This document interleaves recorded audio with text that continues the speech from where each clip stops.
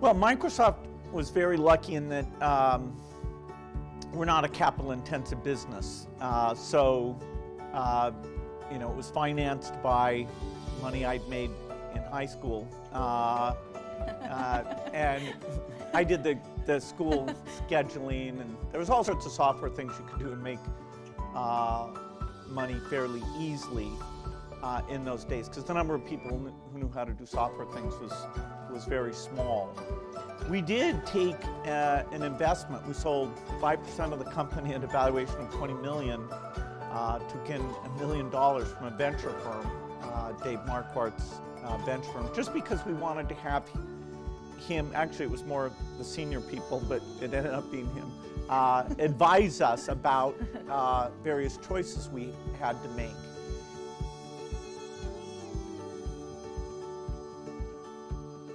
Hire smart people.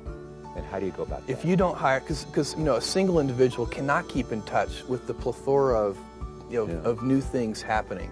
So what you have to do is you have to put in place a recruiting process that attracts and retains smart, talented, hardworking people who want to be a part of your mission, whatever it is.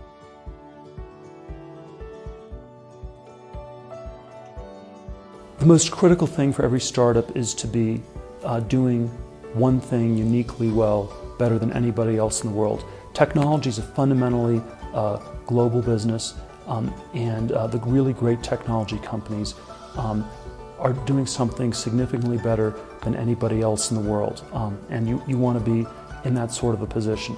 I think if you're just starting a business, one of the questions that's always valuable to answer is, what do you know that's true that nobody else understands, or more prosaically, what great business exists that nobody is building?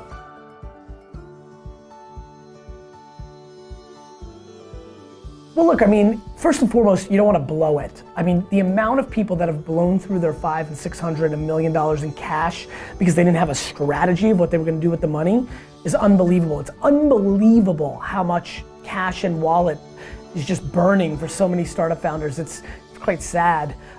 So I think you have to have a real plan for it. And then again, no different than the first question on this episode, you have to have a strategy on where you're going to deploy it. What are your biggest needs? To me, I like to invest in things that bring back dollars in the midterm. I don't need the short term, but I don't need the longest term. I think sometimes people are too, it's funny, ideas until execution, I like to say a lot, because I think most founders get caught on one side or the other. Some founders take $500,000 and they want that $500,000 to make them $800,000. It's all transactional sales conversion. Other founders start thinking about what their company needs in 3 years. In 3 years, we're gonna need video editing software, so let's buy that now. And you didn't even get to those 3 years, and by the time you spend all that money, that was what created the scenario of you never getting to those 3 years from now. So I think much like marketing in the year that you live in, day trading attention, some of my marketing principles, I deploy in my operating principles.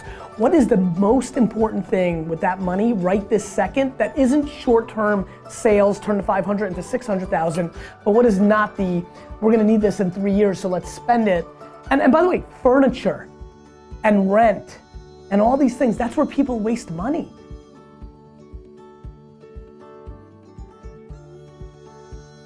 Just to go after it. I mean, the thing about being an entrepreneur is it's just all to you. A lot of people like to make excuses. I don't have connections, I don't have money, I don't have this, but if you find something that you like to do or love to do, be great at it and see if you can turn it into a business. In worst case, you're gonna have fun doing what it is you love to do. In best case, you can turn it into a business. I'm just not big on excuses. I just think if everybody has that opportunity to go for it, they just gotta do it. First of all, if you're starting a business and you take out a loan, you're a moron.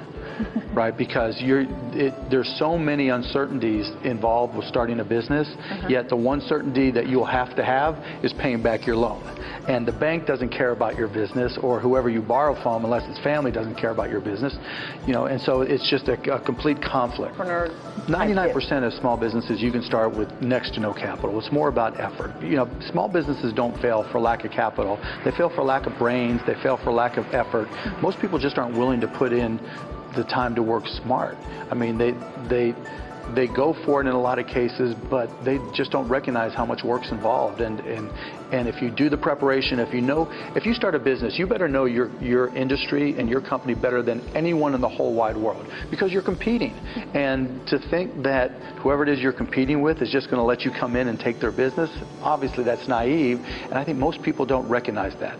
If you're going to compete with me in one of my businesses, you better realize that I'm working 24 hours a day to kick your ass.